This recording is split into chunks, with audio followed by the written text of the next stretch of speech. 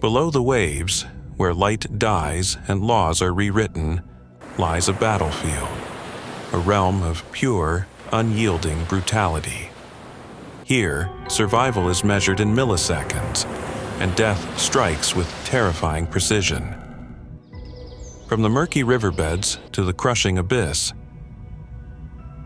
the ocean hides its most lethal secrets.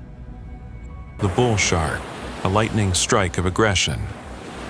The killer whale, a symphony of destruction. The Greenland shark, the ocean's patient, inescapable reaper. 3 titans, each a master of death. But in this savage kingdom, where power is absolute, which one truly reigns supreme? Which predator holds the darkest secret of the deep?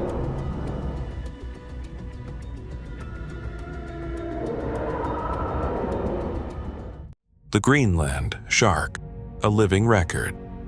The North Atlantic and Arctic Oceans, at depths exceeding 7,000 feet, are among the least hospitable environments on the planet.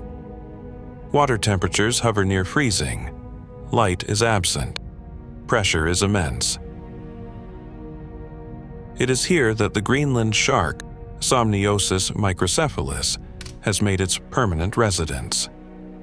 What distinguishes this animal above almost all others is not its size, though it is considerable, reaching up to 24 feet in length. Comparable to the great white, nor its feeding behavior. What distinguishes the Greenland shark is its age.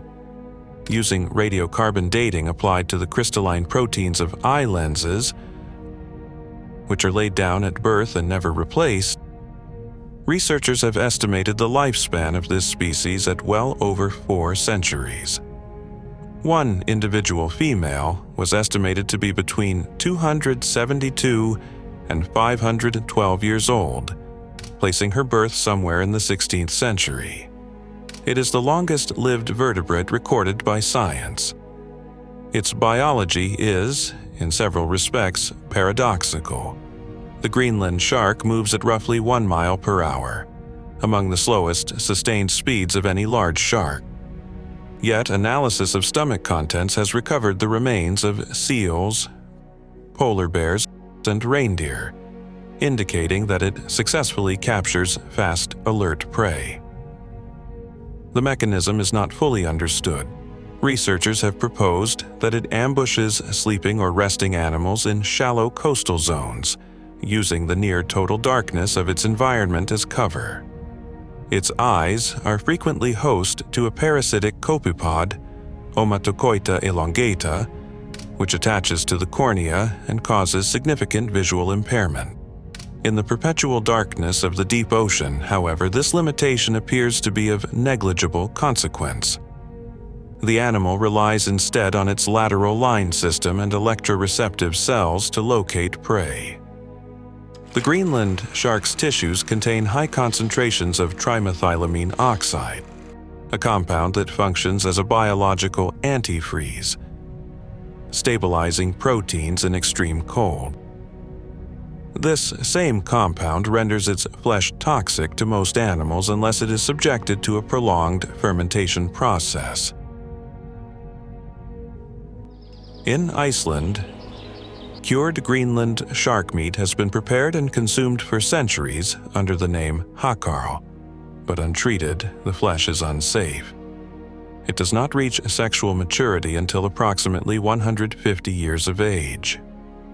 The implications of this for population recovery are significant. A species with that reproductive timeline has no capacity to compensate rapidly for population loss. The Greenland shark does not dominate its environment through speed or active aggression. Its authority over the deep Arctic is derived from an extraordinary tolerance for conditions that eliminate competitors: extreme cold, extreme pressure, and the slow, inexorable passage of time that it outlasts almost everything else.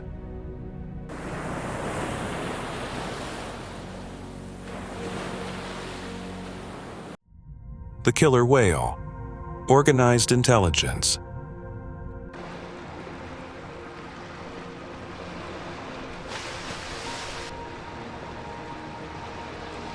Orcanus orca occupies every ocean on Earth, from equatorial waters to the edges of polar ice.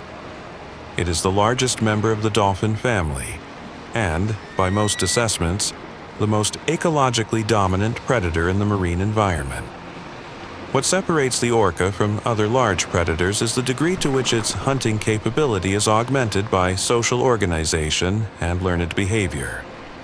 Orcas live in stable, multi-generational pods structured around a matriline, the oldest female and her descendants. These groups are not simply convenient associations. They are functional units of collective knowledge, in which hunting techniques, migration routes, and feeding preferences are transmitted from one generation to the next over decades. Each pod maintains a distinct set of vocalizations, a dialect, that is not shared with other groups. Researchers have documented this acoustic differentiation across populations worldwide, and the degree of divergence between dialects correlates with the degree of social separation between groups. The passing of these vocalizations from mother to calf represents a form of cultural transmission with few equivalents in the non-human animal kingdom. Their hunting methods reflect this accumulated cultural knowledge. Different populations have developed specialized strategies suited to local prey and geography. In the waters off Patagonia, orcas repeatedly and deliberately beach themselves on shallow shores to capture sea lions, a behavior requiring precise timing and physical control, taught individually to juvenile animals over multiple seasons. In polar regions, coordinated wave washing has been observed. Multiple individuals swim in formation parallel to an ice floe, generating a wave that displaces a seal into open water. Their prey range is without parallel among marine predators. Orca diets have been documented to include fish, cephalopods, seals, sea lions, dolphins, porpoises, sharks, rays, and baleen whales, including blue whales, the largest animals that have ever existed. In interactions with great white sharks along the California and South African coasts, orcas have been observed targeting the shark's livers specifically, exploiting the organ's high energy density. The precision of the behavior suggests a learned, repeatable strategy rather than opportunistic feeding.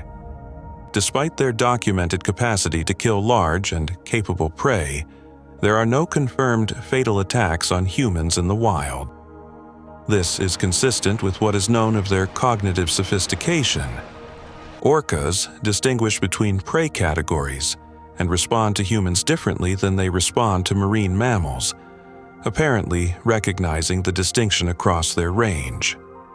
The orca's dominance is therefore not solely a product of physical capability, though it possesses that in abundance. It is the product of an organizational complexity, communication, social memory, cultural learning, that allows a group to function as something greater than the sum of its individual members. The bull shark. Reach and aggression. The bull shark, Carcharhinus lucas, is not the largest shark in the ocean, nor the oldest, nor the most socially complex predator. What it possesses, and what no other shark species can claim to the same degree, is range. The bull shark is euryhaline, physiologically capable of regulating its internal salt concentration across both marine and freshwater environments. This is achieved through continuous adjustment of kidney function and the rectal gland, which together manage the body's electrolyte balance in real time as salinity changes. The process is metabolically demanding, but the bull shark sustains it across its entire range, from open ocean to coastal estuary to river systems extending thousands of kilometers inland. bull sharks have been documented more than 2,500 miles up the Amazon River and have maintained a resident population in Lake Nicaragua, a freshwater lake with no direct marine connection, for generations. They have been recorded in the Brisbane River in Australia, the Limpopo River in southern Africa, and in the Illinois River in the United States, far beyond any coastal zone. This capacity to penetrate freshwater systems brings bull sharks into proximity with human populations that have no experience of marine predators, populations swimming in rivers, fishing in lakes, or wading in flooded areas after storms. The bull shark's physical characteristics compound this threat. It is compact and heavily muscled, with a bite force measured at up to 1,350 pounds per square inch, the highest recorded among all studied shark species. It navigates turbid water using electroreceptive cells in its snout, which detect the bioelectric fields produced by living organisms, enabling effective hunting in conditions of near-zero visibility. Its temperament is consistently characterized in the scientific literature as highly aggressive relative to other shark species.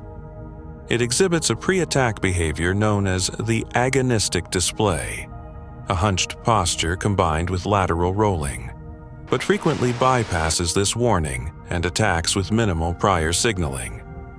It is territorial, and repeated attacks on single individuals have been documented.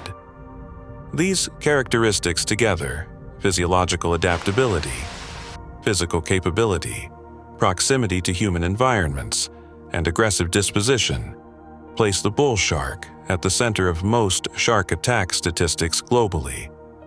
It accounts for a higher number of confirmed unprovoked attacks on humans than either the great white or the tiger shark. The bull shark's dominance is not concentrated in a single extreme environment, as is the case with the Greenland shark, nor expressed through collective strategy, as with the orca. It is a dominance of penetration, the capacity to enter any aquatic environment, adapt to it rapidly, and assert the same behavioral patterns regardless of context. Where the ocean ends, the bull shark does not necessarily stop. 3. Animals. 3 distinct strategies for achieving dominance in an environment that does not tolerate failure. The Greenland shark endures, outlasting competitors through biology calibrated for centuries rather than years. The killer whale organizes, coordinating collective intelligence across generations to produce outcomes no individual could achieve alone. The bull shark expands, dissolving the boundary between ocean and inland waterway, carrying the predatory capacity of the sea into territories it has no reason to reach. Each represents a different answer to the same fundamental question of ecological dominance. Whether dominance belongs to endurance, to intelligence, or to reach remains in the end a matter of context, and the ocean provides context in abundance. The question of which animal truly rules the deep may not have a single answer. That ambiguity is, perhaps, the most accurate reflection of what the ocean actually is. As we conclude this exploration of the deep sea, these creatures illustrate the power and mystery of the ocean. If this presentation was of interest, please like the video, share it with others who share a fascination with the deep, and subscribe to the channel for additional discoveries. We welcome your thoughts in the comments. Please let us know what you found most intriguing, or suggest other ocean mysteries you would like us to examine in the future.